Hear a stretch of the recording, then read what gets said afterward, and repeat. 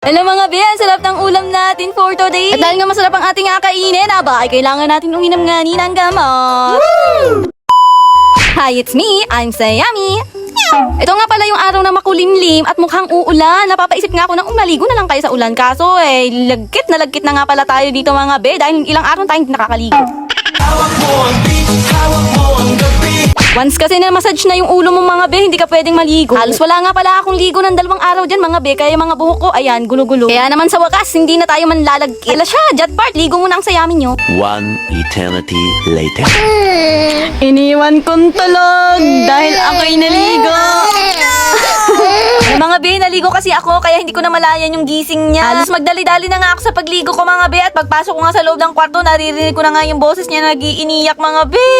Kaya naman agad kinumfort itong baby ko dahil nga naman pagbukas ko ng pinto ay nakahiga tapos madilim pa ang paligid ay malamang takot na takot to sa dilim. Sabayan pa na nakasaradong pinto tapos nagulat na lang ako, aba, paano niya nabuksan yung pintong yun? Kaya naman pagkatapos natin siya makomfort mga be, eto, okay na po ulit siya at nakangiti na ulit.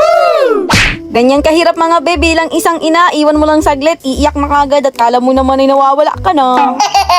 Naligo nga pala ako mga be dahil nga medyo masarap-sarap ang ating uulamin at ako'y mag-aabyad nga sa paglilinis nga nitong ating kukunin na hipon dito sa ref. Mukhang masarap-sarap ang aming ulam niya rin mamaya. Tanghali pa nga lang pala mga be, inutos na sa akin ng asawa ko yan para linisin nga, tagkalin bagay yung part na matitilo. Kaso sabi ko, iidlip muna ako, tapos di ko na malayan, tulog na rin pala yung kasama ko. Kaya naman napaisip ako mga be na maligo muna bago ako maglinis nito. Halos mga bandang alas 4 na pala itong mga be, itong araw na to. Grabe, ngayon ko lang nalaman na dapat pala nililinisan na tinatagkal yung tilos-tilos na to. Ang alam ko lang kasi lulutuin tapos lalamunin na mga be. Hindi ko naman alam kasi mga be dahil dati ako hindi nakakakain ni Ret, ako'y allergy nga. At hindi ko pa nga ni alam yung gamot na ainumin ko for allergy. Pagkatapos nga natin maglinis ito, ibabalik na natin sa ref dahil mamaya pa naman tululutuin sa gabi. Ito na nga pala yung batang iyakin ngayon, nagkakalat naman. Ay, kayo naman, dami kong kalatin. Lagi na lang ako nagalinis, lagi na lang makalat. Kaya hindi nyo ako masisisi kung minsan mapapadaan kayo dito sa bahay ko ay napakakalat ba yan naman talaga. Ano yan ang salarin, yung batang yan ay.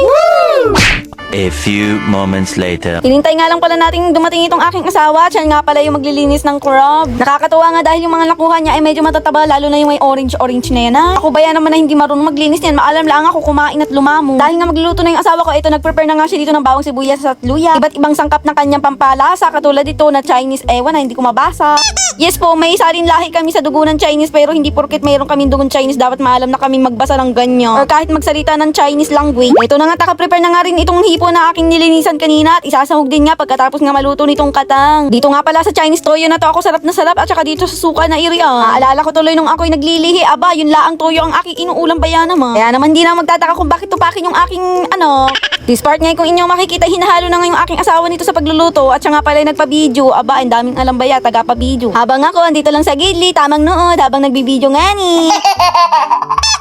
Pinakulong nga lang niya ng konti at ito namula na nga pala yung mga katang na isinala niya. Dito sinunod na nga pala niya yung hipo. Hindi nga muna isinabay sa pagluluto ng katang dahil nga mabilis nga pong maluto ang hipo. Oh yes. Kaya naman pagkasala nga niya, hinalo lang niya ng hinalo.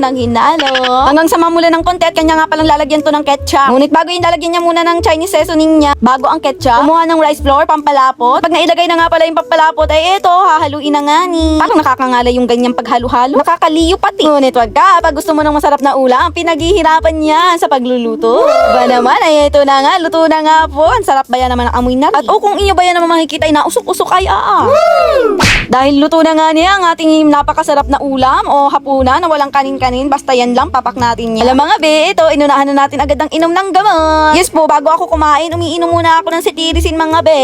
Basta hipon, kahit ulo yan, sisip-sipin ko yan, nalasang malasa talaga mga be. O ano na ba be, naiingit ka na ba habang ang sarap ng kain ko, habang nakataas ang paa? Alam mga be, sign mo na yan para bumili din. At nang makatiki. Basta mga be, wag nyo kalimutan mag-like and follow, share dito lang sa ating Sayami Vlog. O wala siya, salamat sa panonood, kaya naman. Thank you very much. Bye-bye!